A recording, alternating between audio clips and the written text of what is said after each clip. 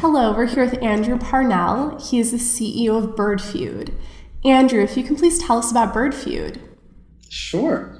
Well, at Birdfeud, we're a digital services company that helps startups and small businesses with all their technology needs, whether that's developing a new website, doing some design work, building a beta or an MVP product, as well as just being kind of the technical partner for the company. As you know, some startups have one person trying to do it themselves, and we provide our team as kind of a technical partner to help grow their startup or their entrepreneurs getting started, or even help small businesses with their technology to take that next step. And what size of companies do you typically focus on? What do you consider small business? Sure. So we work with everything from the smallest end being a single entrepreneur to some of our clients have 10 to 20 employees, pretty good revenue, upwards of $1 million a year in revenue. So anywhere in that range we like to work with. Great. And what drove you to create this company?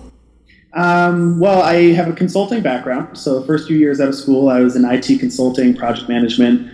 Prior to this, I joined another startup, and I worked there for a couple of years and kind of got my feet wet, toe in the water, if you will, just to testing out another startup, and learned a lot. I really enjoyed the startup environment, really understood the challenges that startups go through, and eventually got that itch to just start my own. I knew there was a lot of things that I could do, so myself and a couple of my buddies at the other startups said, we can do this, and we have some really cool ideas, and so we wanted to take the opportunity while it was there, and while we were young and didn't have families yet, to go out and take advantage of it and start our own company and see what we could do.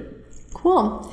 And Andrew, can you tell us about the specific services that Birdfeud provides? Sure. I'll walk through each one. So one of our most common services is what I've talked about, the technical partnership. So a lot of times there's an entrepreneur or even somebody running a small business that doesn't have the time or the budget to hire some full-time developers or a full-time technical staff or a CIO for their company. But what they really need is somebody to help them, a team to help them do some development, a team to help them, fix up their website or take the strategy to the next level, or sometimes even to show up to meetings as a technical partner. And that's where, instead of hiring one full-time person who maybe has a very one skill set but not something else, we offer a full range, a broad range of skills as a team to act as your one technical partner. And so that includes things like custom development, design, helping fix your old website, strategies for moving your technology moving forward, as well as attending meetings or talking to investors as your technical partner to help answer some of those tough technical questions that a lot of business-focused entrepreneurs or small business owners don't really have time to or not the expertise to answer. So we do that. So that's kind of our technology partner angle.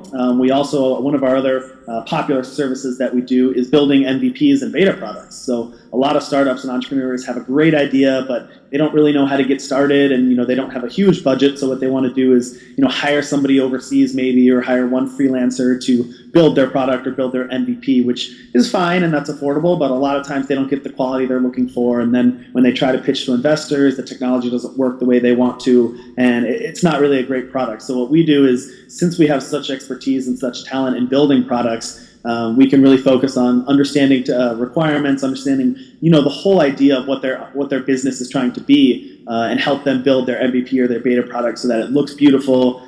Everyone understands it. The users can sign on and use it. The functionality works, and it's kind of that first push to get you and be a reliable business and somebody that people will trust. Great. And Andrew, can you tell us about your biggest failure in business and what you learned from it? Sure, absolutely. So one of the biggest failures, and I've talked to a lot of people that I meet at 1871 and other places to help other startups kind of learn from the lessons that I'd have. Even though I've only been here for a year, I've already learned a lot of lessons. And I think the first one was trying to build the products and trying to build the businesses and sell the business before I had any customers or any clients. And what we realized is that we built this awesome piece of software originally when we first started the company, and it worked great. Everything worked perfectly the way we wanted it to, but we never really thought about, what is someone willing to pay for this, or how are we going to sell this? So we knew kind of the business model, and I think that's where a lot of entrepreneurs struggle is on paper, they write down what the business model is and they feel like that's enough. But what I learned is that we should have been going to clients and customers first before we even had this awesome product and say, what are you willing to pay for this? What do you need? How can we build this for you? And then build the product after we've already had customers who say what they'll pay and how much they'll pay for it, as opposed to building an awesome piece of software and then trying to figure out how to get clients and how they're going to pay for it. And so we've kind of shifted the business model, and we've taken this to heart with with these services is let's go find clients that need our help, that need our expertise, and then figure out after we kind of talk to clients what their needs are, how can we address these needs, and then if we need to bring on more talent or more specialized talent to be able to answer those needs, we can do that after we found a client that we know how to work with. Great. And Andrew, I have one last question for you. What are your plans for Birdfeud going forward? Sure. So we have a lot of plans going forward. I mentioned the previous product that we launched. One of the things that we want to do after we continually work with startups and provide other services is to start building some new products or seeing, what are the common problems? What are the problem things that a lot of startup and small business owners have? And can we build something or build a tool or build something that will address these problems that most people have and say, each startup is facing this same issue. How can we build something that isn't just for one person but can solve this problem for many companies? Same with small businesses. I'm sure there's a lot of problems that all small businesses have that they need one person to address it. Maybe instead of building it for 10 different clients, we can build something that will fix it for all startups that we can leverage as a single product that our business can offer. Great. Well, Andrew, I thank you so much for sitting down and meeting with me. Of course, my pleasure. And if you're interested in learning more and connecting with Andrew, go to fundology.com.